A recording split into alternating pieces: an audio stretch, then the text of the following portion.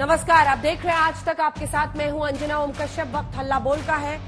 आज हम विपक्षी गठबंधन में टिकट को लेकर चल रही खटपट पर चर्चा करेंगे। 17 राज्यों और 4 केंद्र शासित प्रदेशों की 102 सीटों पर पहले दौर का मतदान होगा 19 अप्रैल को। तारीख करीब आ रही है। आज पहले फेज के लिए नामांकन भरने की आखिरी तारीख थी, लेकिन विपक्षी गठबंधन में अभी तक सीटों का बंटवारा नहीं हुआ है। खासकर उस राज्य में जो लोकसभा सीटों के हिसाब से दूसरे नंबर पर है, महाराष्ट्र। यहां महाविकास अघाड़ी में सीटों को लेकर अघाड़ी वर्सेस अघाड़ी वाली तनातनी चल रही है। 40 सीटों वाले बिहार में भी सीटों को लेकर विपक्ष की तस्वीर साफ नहीं हो पाई है। यूपी में समाजवादी पार्टी में 2 सीटों पर घोर कंफ्यूजन है, ड्रामा बना हुआ है। सबसे पहले हम आपको दिखाते हैं महाराष्ट्र, बिहार और यूपी में पहले चरण में कितनी सीटों पर चुनाव है। बिहार की 4 सीटों पर, जिसमें औरंगाबाद, गया, नवादा, जमुई। 19 अप्रैल को 4 सीटों पर बिहार में वोटिंग होगी। गया से जीतन राम मांझी और आरजेडी के कुमार सर्वजीत आमने सामने हैं। नवादा से बीजेपी ने सीपी ठाकुर के बेटे को इस बार टिकट दिया है, विवेक ठाकुर को। उनके खिलाफ आरजेडी की तरफ से श्रवण कुशवाहा मैदान में चुनावी उम्मीदवार होंगे। एक एक करके हम आपको दिखा रहे हैं जो मुख्य मुकाबले इन 3 राज्यों में होने वाले हैं। महाराष्ट्र में आइए, 19 अप्रैल 5 सीटों पर यहां मतदान होगा। रामटेक, नागपुर, भंडारा, गोदिया, गढ़चिरौली, चिमूर और चंद्रपुर में वोटिंग होगी। नागपुर, जहां पर नितिन गडकरी भारतीय जनता पार्टी की तरफ से होंगे, तो कांग्रेस ने विकास ठाकरे को यहां पर उतारा है। आइए चंद्रपुर की सीट पर, जहां सुधीर मुनगंटीवार के खिलाफ कांग्रेस ने प्रतिभा धानोरकर को चुनावी मैदान में उतारा है। ये तस्वीरें आप उनकी देख रहे हैं। उत्तर प्रदेश, जहां पर पहले फेज में 8 सीटों पर वोटिंग हो रही है।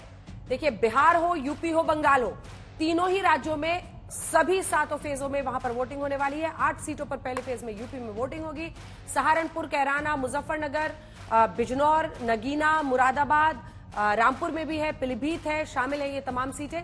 सहारनपुर से कांग्रेस इमरान मसूद के खिलाफ बीजेपी के राघव लखनपाल मैदान में है। मुजफ्फरनगर में आइए, जहां संजीव बालियान के खिलाफ एसपी के सुरेंद्र मलिक मैदान में है। मुरादाबाद, बीजेपी के सर्वेश सिंह के खिलाफ एसपी ने रुचि वीरा को उतारा है। आपने देखा होगा दिन भर का सियासी ड्रामा, जिसमें एसटी हसन ने बीते दिन ही जाकर नामांकन दाखिल कर दिया था। अब आज जाकर हुआ कि नहीं, पार्टी की तरफ से रुचि वीरा ही कैंडिडेट होंगी और नामांकन खत्म होने के 1 घंटे पहले उन्होंने अपना नामांकन यहां से दाखिल किया एसपी की तरफ से। हालांकि एसटी हसन ने पर्चा भरा, अब वो वापसी ले चुके हैं अपनी उम्मीदवारी को। रामपुर में भी देखिए ऐसा ही बवाल हुआ, जहां बीजेपी की घनश्याम लोधी का मुकाबला मुहिबुल्ला नदवी से होगा। आज हम विपक्षी गठबंधन में चल रहे खींचतान पर चर्चा करेंगे।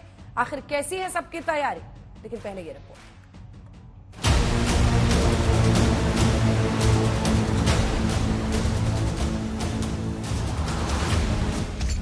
चौखट पर चुनाव, विपक्ष में तनाव।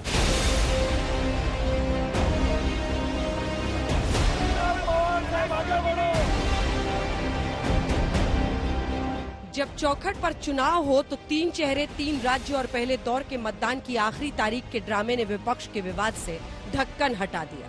महाराष्ट्र से लेकर यूपी, बिहार तक कंफ्यूजन है।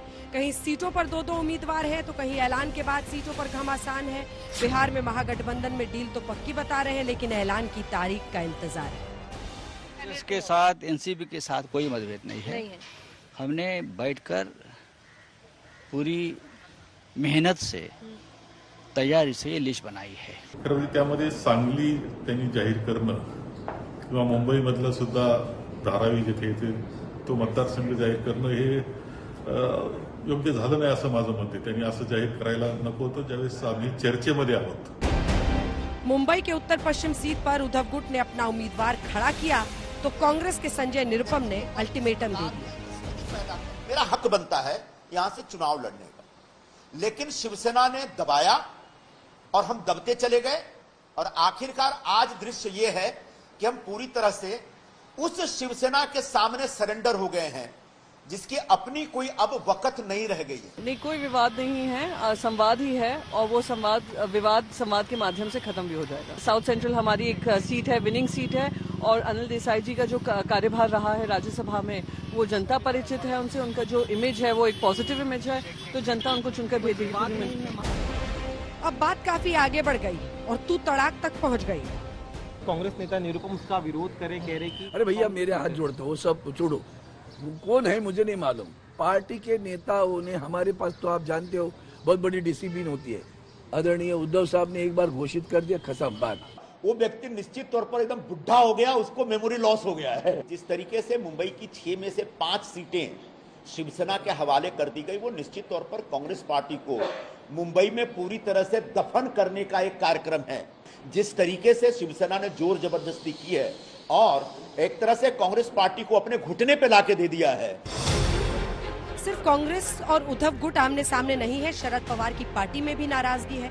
उत्तर पूर्व मुंबई से उद्धव गुट ने संजय दीना पाटिल को उम्मीदवार बनाया तो शरद गुट के कार्यकर्ता नाराज हो गए और शरद पवार के सामने ही नारेबाजी करने लगे।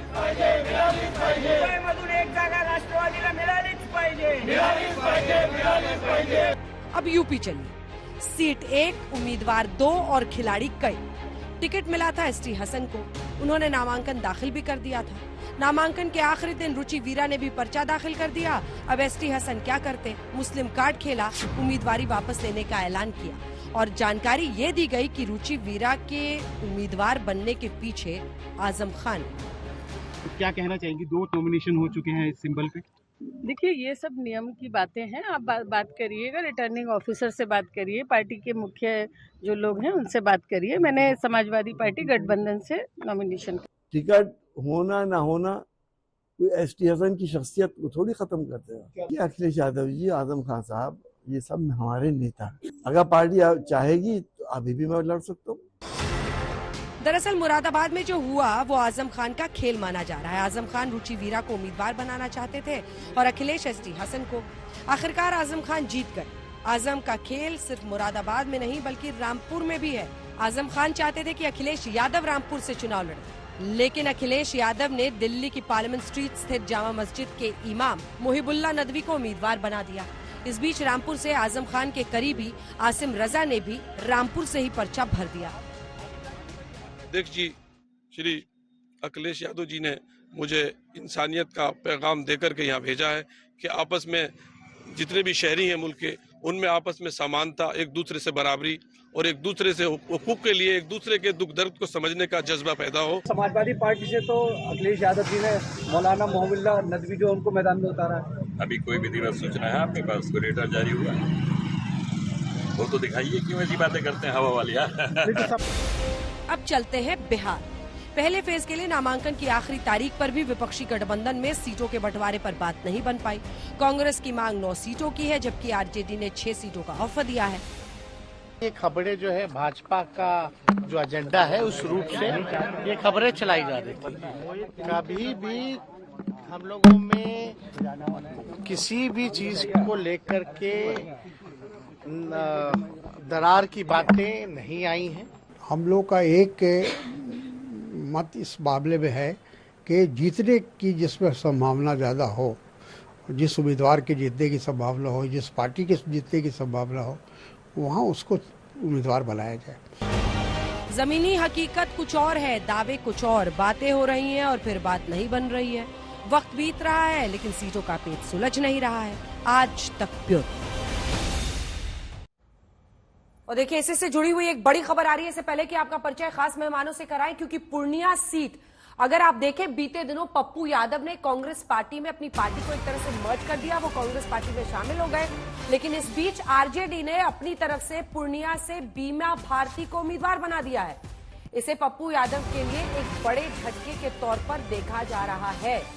बीमा यादव आरजेडी की तरफ से बीमा भारती को उम्मीदवार बनाया गया है पूर्णिया से, और पप्पू यादव अभी कांग्रेस पार्टी में शामिल हुए थे। तो क्या माना जाए कि ये एक बड़ा इंडिकेशन कांग्रेस पार्टी को भी है आरजेडी की तरफ से। पूर्णिया से चुनाव लड़ने पर अड़े हुए थे पप्पू यादव और वहां पर फटाफट आरजेडी ने बीमा भारती को उम्मीदवार भी घोषित कर दिया है। अब माना जा रहा है कि पूर्णिया पर कांग्रेस और आरजेडी में बढ़ सकता है घमासान। अगर वाकई कांग्रेस पार्टी पप्पू यादव की लड़ाई को आगे ले जाने के लिए तैयार है तो ये घमासान वाकई बढ़ सकता है। ये तस्वीर आप कौन दिखा रहे हैं? ये फट उनकी उम्मीदवारी की बात और लालू प्रसाद यादव के साथ उनकी तस्वीर, पार्टी का सिंबल उनके हाथ में, और इसी के साथ बीमा भारती के लिए पूर्णिया से टिकट तय।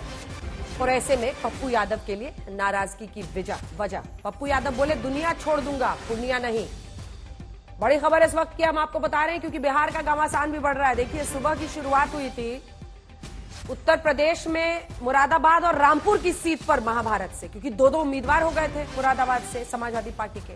फिर दिन होते होते पूरी महाराष्ट्र की लड़ाई सामने आई, जिसमें संजय निरुपम ने खुल के पीसी कर दी और कहा कि शिवसेना के दबाव में दब गई है कांग्रेस। अब यहां देखिए क्या होगा, क्या आरजेडी के दबाव में यहां पर वो दब गए हैं।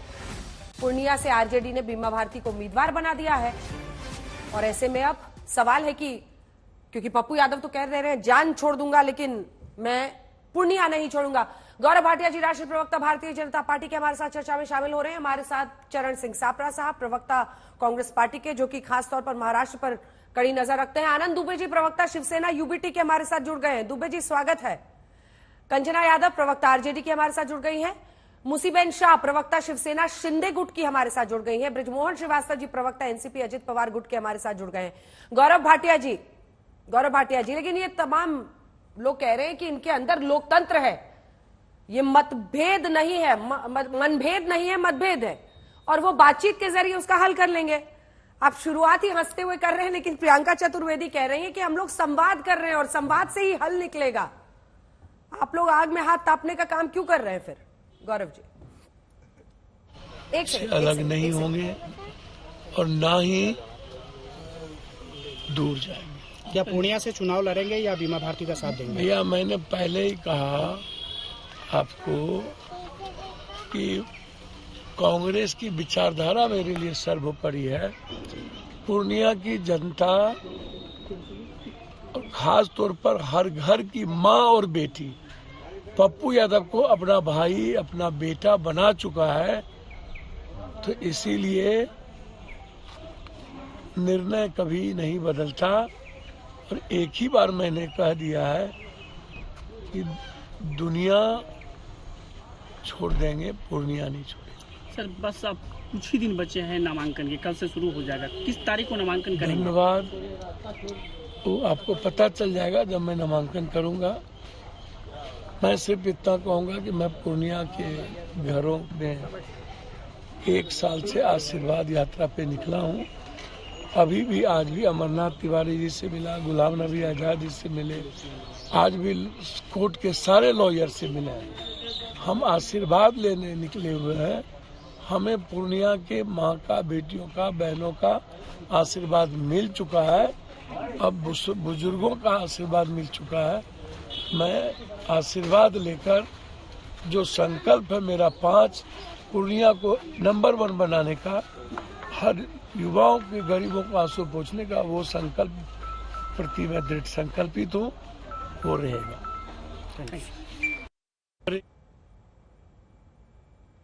तो दुनिया छोड़ दूंगा, पूर्णिया नहीं छोड़ूंगा। 1 साल से मैं वहां लगातार लोगों से मिल रहा हूं, हर घर में मेरी पहचान है, वहां की बहन बेटियों के साथ ये नाइंसाफी होगी, ये सब वो कह रहे हैं। रिएक्शन इस पर लेंगे। हालांकि 4 सीटों पर पहले दौर में 40 में से मतदान हो रहा है। जब 19 अप्रैल को वोटिंग होगी, बिहार की 4 सीटों पर वोटिंग होगी, जिसमें औरंगाबाद, गया, नवादा, जमुई है।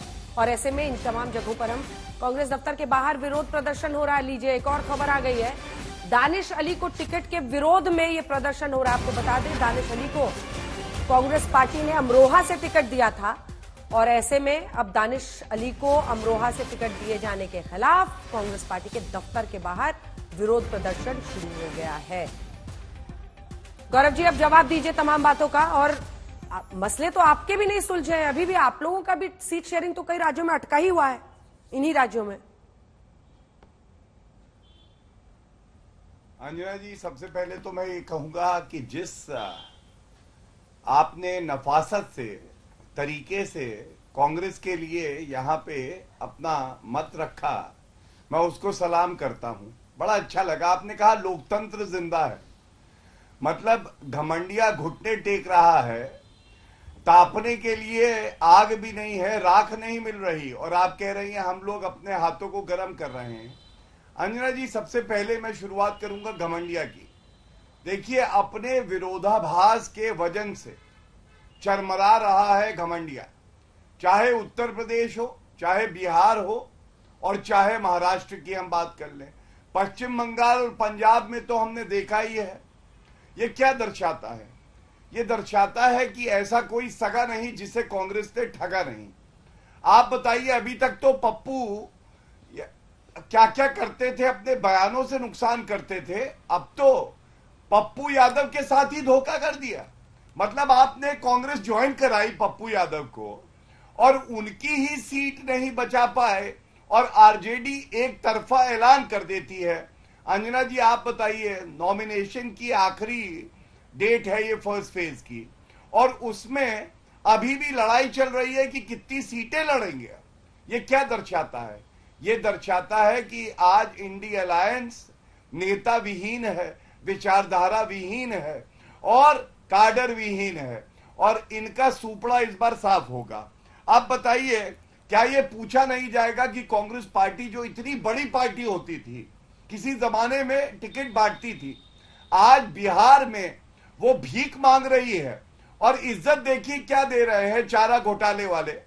चारा घोटाले वाले उनको सीट कितनी भी दें, लेकिन ये भी नहीं बताते हैं कि तुम्हें इतनी सीट देंगे, और एक तरफा अपनी सीटों का ऐलान कर देते हैं। ये चिंताजनक नहीं है, ये लोकतंत्र के लिए चिंताजनक है कि विपक्ष की भूमिका जिनको निभानी है वो स्वयं कितने कमजोर आज हो गए हैं और जनता का विश्वास इसमें नहीं है।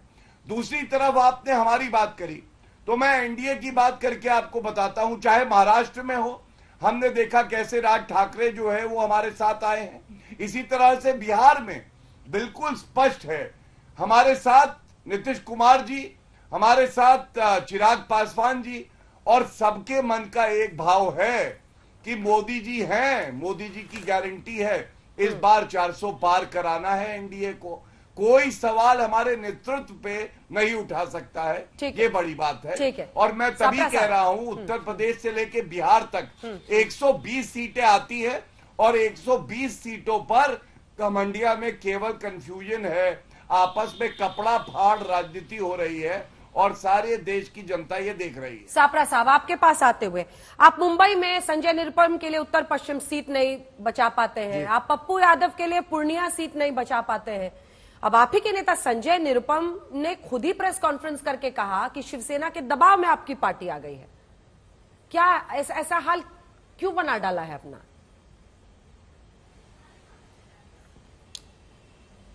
देखिए अंजना जी, सर्वप्रथम तो मैं जो गौरव भाटिया जी ने अभी कहा, इन्होंने छोटी पार्टी बड़ी पार्टी इस तरह से तुलना करने का प्रयास किया, तो इनको याद दिला दूं कि आंध्र प्रदेश के अंदर टीडीपी से भी ये मांग रहे थे, 10 सीटों की भीख मांग रहे थे, इनको मेरे ख्याल से 4 सीटों की भीख मिली है। तो इस तरह से अगर ये वक्तव्य करते हैं तो ये उत्तर उसका बनता है। जहां तक महाराष्ट्र की बात है, मैं आपको बता दूं कि जो एनडीए अलायंस है, जो खोखा सरकार है, उसके अंदर भी कई सीटों पर अभी पशोपेश चल रहा है, उसके अंदर भी बहुत से झगड़े चल रहे हैं। ये बता दें, अगर ये हमारी सीटें गिनते हैं तो ये बता दें कि साउथ मुंबई की सीट पे क्या तय हो गया, क्या नॉर्थ वेस्ट की सीट पर मुंबई में तय हो गया सारी चीजें, रत्नागिरी, सिंधुदुर्ग, अमरावती, नासिक, इस तरह से संभाजी नगर की सीट, ऐसे कम से कम 10 सीटें हैं जहां पर इनका भी सिर फुटअव्वल चल रहा है। लेकिन हमारे इसमें मैं ये कहूंगा कि संवाद है, विवाद नहीं है। यानी मतभेद कहीं नजर आएंगे लेकिन मनभेद हमारे नहीं है, हम इस चीज को सुलझा लेंगे। जहां तक संजय निरुपम जी ने अपना वक्तव्य किया है, ठीक है, वो पार्टी के सीनियर नेता है, उन्होंने कोई अपनी भावना व्यक्त की है और पार्टी की हाईकमांड, आला कमान भी ये सारी चीजों को देख रही है। निश्चित रूप से चंद दिनों में, 1 या 2 दिनों में इसके ऊपर निर्णय हो जाएगा। और इसकी बहुत ज्यादा अभी जल्दी इसलिए नहीं है क्योंकि मुंबई के अंदर चुनाव जो है वो 20 मई को है। जहां पर पहले चरण में चुनाव है वहां पर सारी चीजें स्ट्रीमलाइन है, चाहे वो महाराष्ट्र है, बिहार है, यूपी है, हमारा इंडिया गठबंधन वहां पर स्ट्रीमलाइन है, वहां पर कोई झगड़े नहीं है। जहां पर आगे चौथे 5वें चरण में चुनाव होने हैं, उसमें अगर कोई जगह में आर्ग्यूमेंट है, कहीं पर चर्चा है, तो निश्चित रूप से संवाद हो सकता है। लेकिन इस संवाद को भारतीय जनता पार्टी विवाद से न देखे, हम अपने इस संवाद से सुलझा लेंगे सारी चीजें। ठीक है, जल्दी से एक बार अनुराग भदौरिया जी से पूछे, फिर मैं गौरव जी आपसे जवाब लूंगी। अनुराग भदौरिया जी, मुरादाबाद सीट जहां पर आखिरी 1 घंटे में नामांकन रुचि वीरा को दाखिल करना पड़ा, एसटी हसन साहब ने बीते दिन ही नामांकन दाखिल कर दिया था। आखिर इस तरह का मिसमैनेजमेंट क्यों हो रहा है? और एसटी हसन कह रहे हैं कि उनको मुस्लिम होने की सजा दी जा रही है। देखिए चूंकि वहां पे जो मुरादाबाद की पार्टी है, मुरादाबाद की पार्टी ने तय किया कि रुचि वीरा को वहां से लड़ाना चाहिए, वही जीत पाएंगे, तो रुचि वीरा को दिया पार्टी ने। इसी तरह रामपुर में भी यही हुआ। तो इसमें दिक्कत क्या है, मुझे समझ में नहीं आया। लेकिन भारतीय जनता पार्टी ये बताए ना, दूसरों पे सवाल उठाती है कि भाई किसने चुनाव लड़ रहा है, कौन लड़ रहा है, तो पार्टी की बात होती है ना, पार्टी से कौन लड़ेगा नहीं लड़ेगा कार्यकर्ता तय करते हैं। लेकिन भारतीय जनता पार्टी के दो नेता इनके भारतीय जनता पार्टी के छोड़ के चले गए थे, राहुल कसाना और विजेंद्र सिंह, उनके बारे में क्या कहेंगे? उनके बारे में तो बात नहीं करेंगे। और 4 तो ऐसे नेता है जिन्होंने पार्टी से चुनाव टिकट लेने से मना कर दिया था। जयंत सिन्हा जी ने तो मना किया, गौतम गंभीर ने, जसकौर मीना ने, सनी देओल तो पता ही नहीं चला किधर गए, नहीं आए। फिर पवन सिंह को टिकट दी, उन्होंने मना कर दिया, अंतरात्मा उनकी जग गई रात में। उपेंद्र रावत को आपने टिकट दी, उनकी सवेरे सवेरे अंतरात्मा जग गई कि हम नहीं लड़ेंगे चुनाव। हर्षवर्धन जी को आपने भेज दिया मार्गदर्शन मंडल में, उसके बारे में बताइए ना। आप दूसरों पे सवाल उठाते हैं, सवाल मुद्दों पे बात कीजिए कि आपके मुद्दे क्या हैं। अभी देखो आईएलओ की रिपोर्ट आई है, क्या हो गया? आईएलओ कह रहा है कि 85% जो युवा, पढ़ा लिखा युवा बेरोजगार है इस देश के अंदर में। इस पे जवाब दीजिए ना। आईएलओ की रिपोर्ट है, कोई मेरी रिपोर्ट नहीं है। इस देश में पढ़ा लिखा बेरोजगार है युवा 85%। सोचिए आप, इसके बारे में आप जवाब नहीं देंगे। समस्या इस बात की है। और यहाँ पे और मजेदार बात देखिए, जब से भारतीय जनता पार्टी की सरकार आई है 2014 से लेकर 2024 तक, पहले 2014 में बिलियनर कितने थे? 100, अब कितने हो गए? 186। और पर कैपिटल इनकम कितनी बड़ी देश की, जरा बता दीजिए मुझे। हम बीजेपी प्रवक्ता भी बताएंगे, मैं फिर बाद में बताऊंगा, नहीं तो फिर बोलेंगे इनसे ये बताएंगे अभी हिंदुस्तान की पर कैपिटल इनकम क्या है देश की, बताइए आप। और आपने उद्योगपतियों का यहाँ पे 280% उनकी संपत्ति बढ़ी, और देश की संपत्ति 10 साल में कितनी बढ़ी? 10%। तो इसके मतलब ये देश उद्योगपतियों के लिए बना है क्या? किसानों की इनकम तो दुगनी हो नहीं पाई है, बट उद्योगपतियों की तो संपत्ति बढ़ती चली गई। कमाल है भाई, 1% आदमी के पास 40% की संपत्ति है देश की। और आप चिंता कर रहे हैं रामपुर में किसने यहाँ पे नॉमिनेशन किया, मुरादाबाद में किसने नॉमिनेशन किया? अरे मुरादाबाद रामपुर में नॉमिनेशन किया, वो जीत भी जाएगी समाजवादी पार्टी। आप बताओ, जो आपने 40-80 करोड़ लोगों को लाइन में लगाया है, उसके बारे में बताइए ना। 10 साल में आपने उपलब्धि क्या हासिल की है? 200। गौरव जी एक जवाब दीजिए, फिर अन्य मेहमानों के पास जाओ। ठीक है, देश पे आपने ला दिया है। 2014 में 55 लाख करोड़ था, अब हमारे सोचिए जीडीपी का 80% है। जीडीपी अब इनको शांत तो कराइए, हमारे ऊपर है की तरह जब बजना चालू होते हैं तो रुकते नहीं। अनुराग जी थोड़ा सा प्रेम बना के रखिए। अब आ रही हूँ, जवाब लेने आ रही हूँ आपसे, क्योंकि आपके 2 उम्मीदवारों ने वहां जाकर अपना नामांकन दाखिल कर दिया और आपको ये इसमें कोई दिक्कत नहीं समझ में आ रही है। ठीक है, अच्छी बात है। गौरव जी एक जवाब दीजिए, मैं आ रही हूँ। गौरव जी एक जवाब दीजिए।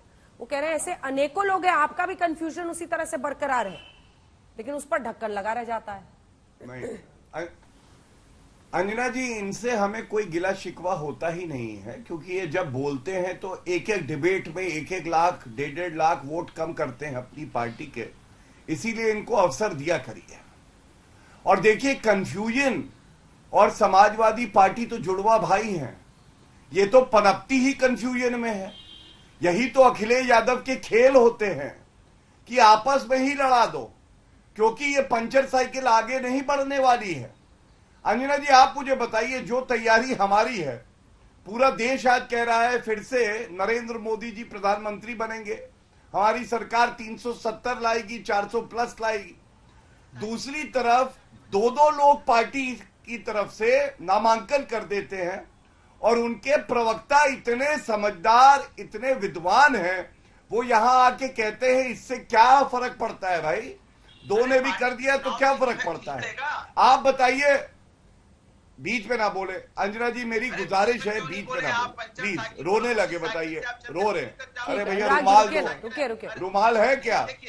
अरे अनुराग जी रुक जाइए, मैं जवाब लूंगी आपसे अपनी अपनी बारी में। पूरा कीजिए एक लाइन में जल्दी से गौरव जी, अन्य मेहमानों के पास भी जाना है। देखिए अंजना जी, आज चुनाव का समय है, होना चाहिए Narendra Modi ji versus INDI alliance के नेता, और हो क्या रहा है? अखिलेश वर्सेस आजम, संजय निरुपम वर्सेस संजय राउत। अब बताइए आप मुझे, क्या ये इस स्थिति में भी हैं? क्या इनके पास कोई एजेंडा है लोगों के लिए? नहीं, ये तो एक दूसरे के साथ लड़ने के लिए आए हैं। ठीक है, दुबे जी को ये लोग चाह रहे हैं हमारी भी 1-2 सीटें आ जाए, लड़ाई इस बात की है, और जनता ये देख रही है। दूसरी तरफ भाजपा का आप देखिए, आज गृह मंत्री अमित शाह जी ने इतनी बड़ी बात करी, उन्होंने कहा कश्मीर से हम आफ्सपा को हटाएंगे, हम सेना को वापस बुलाएंगे। आपको मालूम है 1990 से लगा हुआ है। दूसरी तरफ नरेंद्र मोदी जी ने संदेश खाली से जो पीड़ित महिला थी कल बात करी, और क्या कहा कि आप संसद तक पहुंचेंगी और महिलाओं की आवाज बनेंगी। आप मुझे बताइए, अगर आप भी नागरिक होंगी तो किसकी तरफ झुकाव होगा, किसकी तरफ आप आकर्षित होंगी? एनडीए और भारतीय जनता पार्टी की तरफ, क्योंकि हम मुद्दों की बात कर रहे हैं और ये लोग कंगना रनौत को गाली देने में लगे हुए हैं, मोदी जी को गाली देने में लगे हुए हैं। आपको लगता है नकारात्मक एजेंडा से कोई सकारात्मक घटक दल जीत सकता है? कभी नहीं। दुबे साहब आपके पास आ रहे हैं। दुबे साहब, आनंद दुबे जी, ऐसा लग रहा है कि आप लोगों का आनंद जो है धीरे धीरे दुबे साहब वो सब हवा होते चला जा रहा है। अब देखिए क्या हालत है। संजय निरुपम जी पीसी करेंगे, खुल के कहेंगे कांग्रेस शिवसेना के दबाव में आ गई है। अब उनकी सीट भी आप लोगों ने नहीं छोड़ी। ऐसे कैसे चलेगा? ये दोस्ताना कैसे होगा फिर? मतलब दोस्ती कैसे चलेगी? अंजना जी नमस्ते। नमस्ते सर। अंजना जी नमस्ते। देखिए ऐसा है कि जब पहले दिन से महाविकास आघाड़ी की बैठक हो रही थी, एक बार भी कांग्रेस पार्टी ने आपत्ति नहीं जताई कि जो नॉर्थ वेस्ट सीट है वो कांग्रेस लड़ेगी। हमने उन्हें समझाया कि 2014 में हम जीते, 2019 में हम जीते, 2024 में हमारे नेता अमोल कीर्तिकर जी वहां से चुनाव लड़ेंगे। अगर एक बार भी कांग्रेस पार्टी ने आपत्ति दर्ज कराई होती कि नहीं नहीं ये अभी रोक दीजिए, इस पर हमारे कोई नेता लड़ेंगे, तो कोई विवाद ही नहीं था। जब हमने डिक्लेयर कर दिया, जगह जगह हमारे नेता ने अपने काम शुरू कर दिए, तब संजय निरुपम जी अचानक मीडिया में आकर ये बात कह रहे हैं। उन्हें यदि कोई बात कहनी है, उन्हें अगर चुनाव लड़ना है वो अपनी पार्टी से कहें, अपने शीर्ष एक सेकंड सर, आपको टोक रही हूं। आप ये कंफर्म करने को तैयार है कि कांग्रेस पार्टी की तरफ से किसी ने इस नॉर्थ वेस्ट सीट के लिए, उत्तर पश्चिम सीट के लिए टोका टाकी भी नहीं की जब बातचीत हो रही थी? तो क्योंकि संजय निरुपम तो ये उम्मीद रख रहे हो ना, कम से कम उनकी पार्टी ने बोला होगा। जवाबदारी और जिम्मेदारी से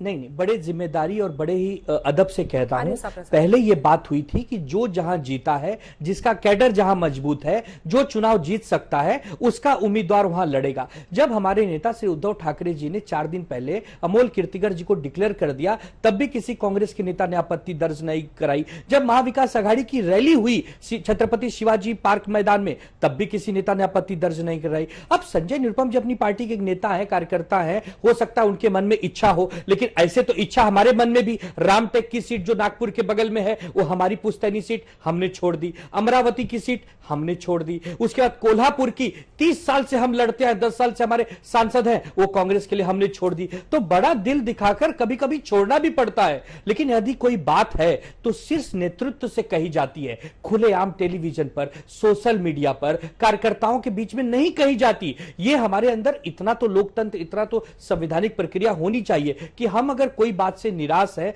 नाराज है, तो एक प्लेटफॉर्म होता है, उस प्लेटफॉर्म पर आप अपनी बात कहिए। हमारे यहाँ तो कोई भारतीय जनता पार्टी की तरह तानाशाही या अहंकार ऐसा तो कुछ नहीं है। ठीक है, मैं जवाब लूंगी। चरण सिंह सापरा साहब, आपने फौरन हाथ खड़ा किया, लेकिन वो तो कह रहे कि कांग्रेस पार्टी की तरफ से किसी ने ऑब्जेक्ट ही नहीं किया कि जिसने 19 में जो सीट जीती थी बरकरार रखना था, और इसीलिए आप लोगों ने शिवसेना को ये सीट उत्तर पश्चिम मुंबई की पहले ही दे दी थी। और थोड़ा सा कुरेदिए देखिए दुबे साहब को, उन्होंने पूरी लिस्ट गिना दी कि कौन कौन सी सीटें आपको दी है बड़ा दिल करके। नहीं देखिए नहीं आनंद दुबे जी मेरे छोटे भाई है, और मैं यही कहना चाहता हूं कि देखिए हमको मिल करके एनडीए से लड़ना है, आपस में नहीं लड़ना है, ये इनको भी समझना चाहिए, पहली बात। दूसरी बात, ना तो आनंद दुबे उस कमेटी के सदस्य थे, ना मैं उस कमेटी का सदस्य था जहां पर ये सीटों का आदान प्रदान या जिन सीटों पर चर्चा हुई है।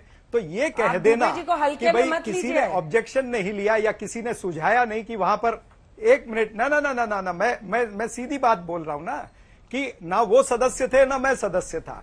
तो हमको भी बहुत सोच समझ के बोलना चाहिए। ऐसे नेशनल चैनल पर हमें इस तरह से वक्तव्य नहीं करना चाहिए। क्यों नहीं आई वो सीट, वो अलग विषय, वो टीवी चैनल पर बैठ करके चर्चा करने का विषय नहीं है। हमारा विषय ये है कि आज हमें लड़ाई हमारी क्या है, जनता के मुद्दों की लड़ाई है। 2024 क्या है, ये मोदी वर्सेस मुद्दा होना चाहिए। एक तरफ नरेंद्र मोदी जी हैं जिसको भारतीय जनता पार्टी और एनडीए अलायंस प्रोजेक्ट करना चाहता है, दूसरी तरफ मुद्दे हैं। मुद्दे क्या हैं? महंगाई का मुद्दा, बेरोजगारी का मुद्दा, आर्थिक विषमता का मुद्दा, इलेक्टोरल बॉन्ड का मुद्दा, भारतीय जनता पार्टी के भ्रष्टाचार का मुद्दा, किसानों का मुद्दा, किसानों की आय दुगनी करने का मुद्दा, मणिपुर की महिलाओं का मुद्दा है, हमारी जो मेडल जीतने वाली महिलाएं थी, खिलाड़ी महिलाएं, उनका मुद्दा है। ऐसे जनता के बहुत सारे विषय हैं जिनको लेकर के हम जनता की अदालत में जा रहे हैं। तो हमें इससे परहेज करना चाहिए। हमको ये लड़ाई को मोदी वर्सेस मुद्दा रखेंगे तो इंडिया गठबंधन जो है उसका फायदा होगा। जी क्या अंजना जी हाँ दुबे जी, अंजना जी मैं एक मिनट, अंजना जी, मैं ये कह रहा हूं कि जैसे आदरणीय चरण सिंह सप्रा जी हमसे उम्मीद कर रहे हैं कि कंधे से कंधा मिलाकर चले, भारतीय जनता पार्टी को हराएं, तो हम आपसे उम्मीद करेंगे कि संजय निरुपम जी हमारे उम्मीदवार के लिए कम से कम खिचड़ी चोर, खिचड़ी घोटालेबाज ऐसे शब्दों का प्रयोग तो न करें। अगर किसी के ऊपर आरोप लग गया है तो कम से कम वो दोषी नहीं हो जाता, वो दोषी नहीं हो जाता ना। अगर किसी पर कोई आरोप लगा, ईडी सीबीआई का दुरुपयोग करके किसी को कोई पकड़ना चाहता है तो कोई आरोपी नहीं हो जाता मेरे भाई। हम यही चाहते हैं कि घर की लड़ाई घर में ही रहे, रास्ते पर लेकर ना आइए। कुछ बातों को लेकर मतभेद है तो बंद कमरे में बैठकर सॉल्व कर लेंगे, यही बड़ापन आप भी दिखाइए। अब समझे आप सापरा साहब, खिचड़ी चोर ये कैसे 38 बोलिएगा? मिनट की डिबेट में नहीं तय होने वाला है। मैं वही इनको कह रहा हूँ, ये 38 मिनट की डिबेट में तय नहीं होने वाला है कि कोई कौन जीतेगा। ये हमको लड़वाना चाह रहे हैं, आप उत्तेजित मत होइए आनंद दुबे जी, मैं वही कह रहा हूँ। कोई नहीं लड़वाना चाह रहा है, उनको बुरा लगा है, उनके दिल पे दुबे साहब को चोट लगी है।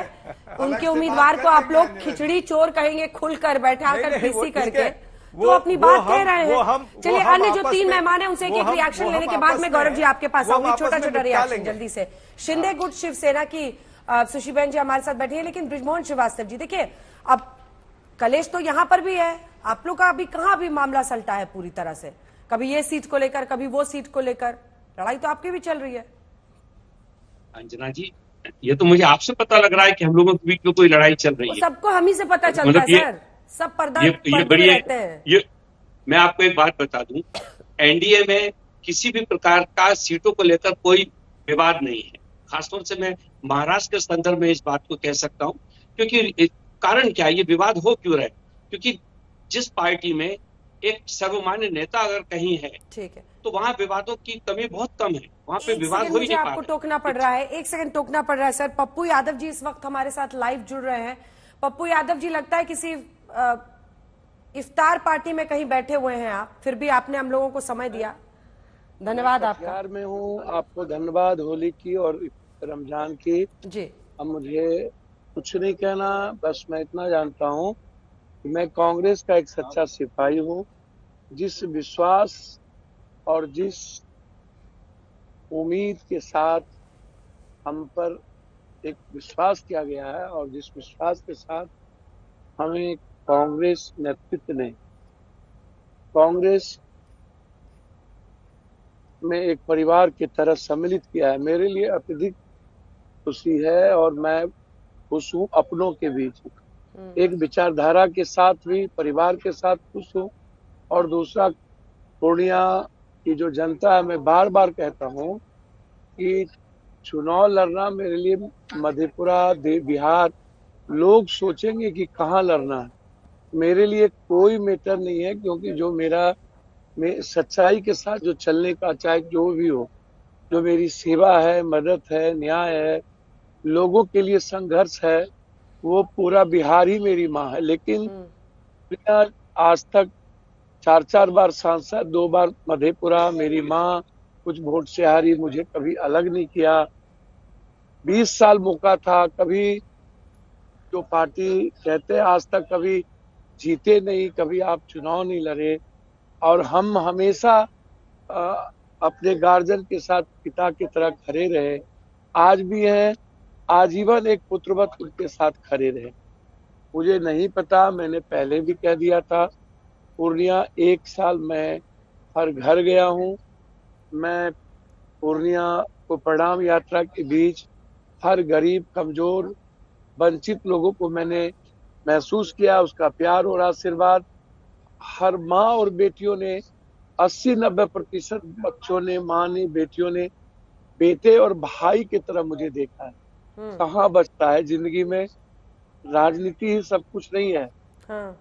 मरना लेकिन पप्पू जी सुनिए ना, आपका चेहरा तो एक खुली किताब है, आपके तो चेहरे पे दिख रहा है जो दिख रहा है।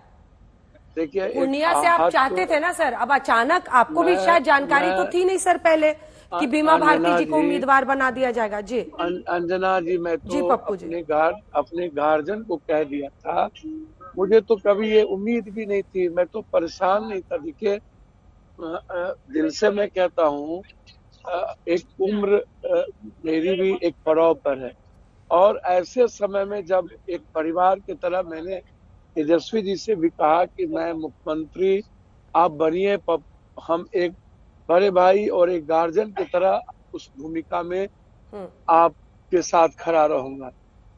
उनकी मिसेज ने इंस्टाग्राम पर वो हम दोनों का फोटो भी डाला। हमें अच्छा लगा कि हम लोग एक परिवार की तरह अब आगे बढ़ेंगे।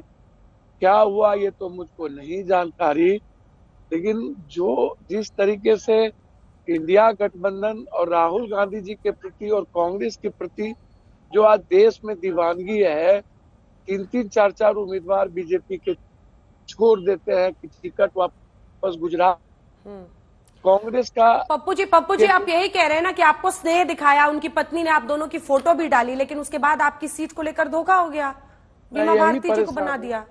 मुझे यही परेशानी है कि हम परिवार के बीच तो विश्वास रहनी चाहिए ना, एक रिश्ता। देखिए मेरा भी का घर तो है ना, मैं भी तो पूर्णिया, सीमांचल, कोसी, मैं भी तो इसी घर का हूँ ना।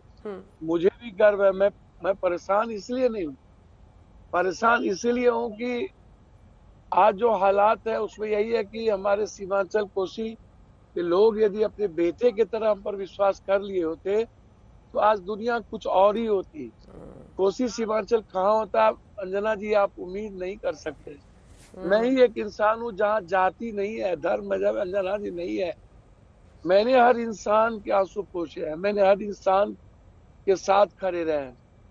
मुझे नहीं पता कि क्या कष्ट है लालू जी को या तेजस्वी जी को। मैं तो आग्रह करूंगा लालू जी से, पप्पू यादव आपके साथ तीसरे बेटे की तरह है। आप महसूस करिए, सीमांचल और कोसी पप्पू यादव ठीक है सर, एक सिपाही की तरह मजबूत करेगा। मैं कांग्रेस नेतृत्व अब तो सवाल यही है कि क्या लालू यादव या तेजस्वी यादव दोनों में से कोई आपकी बात को सुनकर क्या वाकई, जिसका बीमा भारती के साथ फोटो भी लालू जी ने डाल दिया, अब उसको वापस लेते नहीं लेते हैं? बहुत भावुक आप दिख रहे हैं। मुझे लग रहा है 1-2 सवाल और पूछूंगी तो रो ही पड़िएगा। मैं क्षमा करता हूँ, आप मुझको माफ कर दीजिए। मैं इतना जानता हूँ कि मैं जीवन में सबसे ज्यादा परेशान हुआ और दुखी हूँ, बस इससे ज्यादा नहीं कह। बहुत धन्यवाद आपका पप्पू यादव जी, हमारे से धन्यवाद। होली मुबारक आपको भी। पप्पू यादव जी अच्छे खासे नाराज दिखाई दे रहे हैं और उन्होंने पूरी दिल की बात कही है। गौरव भाटिया जी, अब आपकी बारी है, चूंकि सबको जवाब देने की, इसलिए गौरव जी जवाब दीजिए। सबका यही कहना है, सब अपनी अपनी बात कह रहे हैं और यही ब्रजमोहन जी भी कह रहे थे कि हम लोगों में कोई मतभेद नहीं है। दिक्कत क्या है कि आप बीजेपी के मोह माया में ना, आप लोग सब, ब्रजमोहन जी आप हो या शिंदे गुट हो, सब लोग सब सुन लेता है, कोई जाके प्रेस कॉन्फ्रेंस नहीं करता है उनके खिलाफ। गौरव जी, ब्रजमोहन जी शायद आपका जवाब रह गया था। I am sorry sir, 2 line में प्लीज पूरी कर लीजिए। आई एम सॉरी, मैं भूल गई। मैं छोटी सी बात ये कहना चाह रहा था कि एनडीए के साथियों ने महाराष्ट्र से बाहर जाकर भी राष्ट्रवादी कांग्रेस पार्टी को एक टिकट दिया लक्षद्वीप में। कल घोषणा किया हम लोगों ने। तो एनडीए में अपने साथियों को सम्मान देने की एक जो चलन है या उनकी एक जो भावना है, इसने एनडीए को एकजुट रखा है और इसमें आदरणीय नरेंद्र मोदी जी का नेतृत्व तो सर्वमान्य है। सारे हम जितने भी एनडीए के समूह है, सारे लोग उनको स्वीकार करते हैं। इसलिए हमारे यहाँ पर इन मुद्दों को लेकर विवाद बिल्कुल भी नहीं है और हर व्यक्ति का ध्यान खुद रखा जाता है। यानी एनडीए हम लोगों को जो लक्षद्वीप पे टिकट दिया है, ये स्वयं हमारे पास भारतीय बीजेपी के नेतृत्व में कहा कि यहाँ से आपको अपना पार्टी का उम्मीदवार देना चाहिए।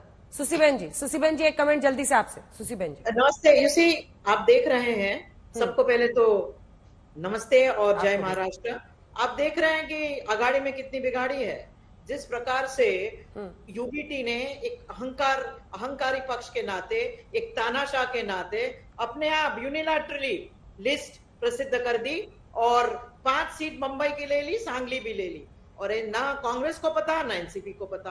आप बताएं कैसे आगाड़ी आगे चलेगी।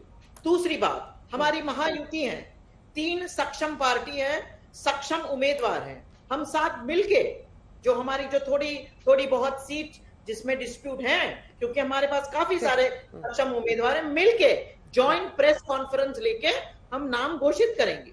हमारा एक ही ध्येय है, एक ही मुद्दा है, 45 पार, 45 पार। हमें नरेंद्र मोदी जी के हाथ स्ट्रेंथन करने हैं और 400 पार की तरफ बढ़ना है। ठीक है, कंचना जी, आपके पास आते हुए हम लोगों ने सुनाया पप्पू यादव का दर्द। आखिर ऐसा क्यों किया आप लोगों ने? ये सच है कि मधेपुरा 14 से 19 के बीच में वो रहे थे 2 बार, उससे पहले भी, लेकिन पूर्णिया में वो कह रहे थे लगातार उन्होंने मेहनत की, पहले से कहा था वहां से लड़ना चाहते हैं, फिर ऐसा एक तरफा फैसला क्यों?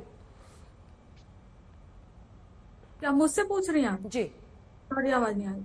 ओके, हाँ, यहाँ पर सम्मान की भी बात हुई थी, तो मैं सम्मान के का भी याद दिला देती हूँ। अभी कुछ दिन पहले बीजेपी से जो डिप्टी चीफ मिनिस्टर हैं सम्राट चौधरी जी, एक पिता और बेटी का क्या रिश्ता होता है उसको तार तार कर दिए, और उसी मानसिकता को जाहिर किया। जदयू ने 17 टिकट दिया बिहार में, 17 में से एक भी फीमेल नहीं है, शून्य। ये होता है आपका सम्मान? ये बताइए, ये होता है सम्मान? और सम्मान की बात कर रहे हैं आप, पारस पशुपति पारस जी को तो आप लोगों ने सड़क पर छोड़ दिया, जब तक चाहे इस्तेमाल किया, और जब यूजलेस हो गया आपकी नजर में, हालांकि वो है नहीं, वो जब आप लोग की नजर में यूजलेस हो गए तो आपने उनको सड़क पर छोड़ दिया। ये सम्मान है आपका? और बात करें गौरव भाटिया जी के लिए, तो मैं बहुत ही गंदे भी शब्द का इस्तेमाल करना चाहती हूँ। जिस तरह से ये बार बार टीवी मीडिया पर चारा चोर कहते रहते हैं, मैं भी इनको यहाँ पर चंदा चोर बुलाने लगूंगी तो कैसा लगेगा, लेकिन मैं इतना भी असभ्य नहीं होना चाहती हूँ। गौरव जी जवाब दीजिए सबकी बातों। पहली बात अंजना जी, जब तथ्यों को हम रखते हैं, न्यायालय से 5 बार दोषित हैं चारा घोटाले में, जानवरों का चारा खा गए। आप कुछ भी कहिए, न्यायालय से क्या चंदा चोरी का कोई आरोप लगा है? अगर कोई दोषित हुआ है तो जरूर बताइएगा, तथ्यों पे बात किया करिए। चारा घोटाला बार बार जनता कहती है कि चारा खा गए लालू प्रसाद यादव, लेकिन आपके चैनल पे एक बड़ी बात हुई। आप सोचिए समन्वय की किस तरह की कमी है अंजना जी। आपके चैनल पे चालू हो गए, एक तरफ उद्धव गुट के प्रवक्ता और कांग्रेस वाले वो गिले शिकवे आज तक पे मिटा रहे थे। अरे बाहर निकलो, बातचीत करो, आपस में पता चलेगा कि क्या हुआ है क्या नहीं हुआ है। और एक और खबर आ रही है गौरव जी, आपको टोकना पड़ रहा है। अरविंद केजरीवाल को हाईकोर्ट से राहत नहीं मिली है, ये बड़ी खबर इस वक्त की हम आपको बता रहे हैं। हाईकोर्ट ने ईडी से 2 अप्रैल तक का जवाब मांगा है। गिरफ्तारी रिमांड से केजरीवाल को राहत नहीं मिली है, ईडी से 2 अप्रैल को जवाब मांगा है हाईकोर्ट ने, यानी जो वो अपनी गिरफ्तारी को वैध मान रहे थे उस पर राहत नहीं मिली है। इसी के साथ हमें कार्यक्रम का अंत करना पड़ेगा। आप सभी का बहुत धन्यवाद हमारे साथ जुड़ने के लिए। देश दुनिया की बाकी खबरों के लिए देखते रहिए।